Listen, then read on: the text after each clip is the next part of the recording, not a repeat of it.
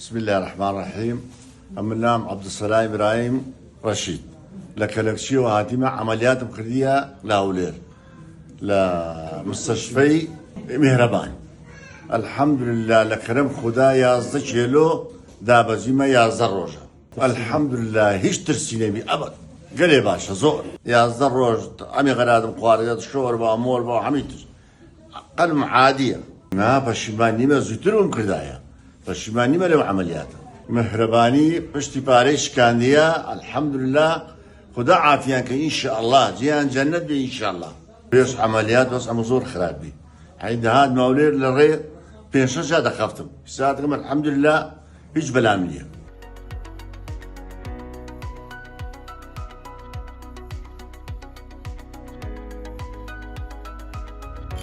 میهرەبانی دڵسۆزی و لێزانی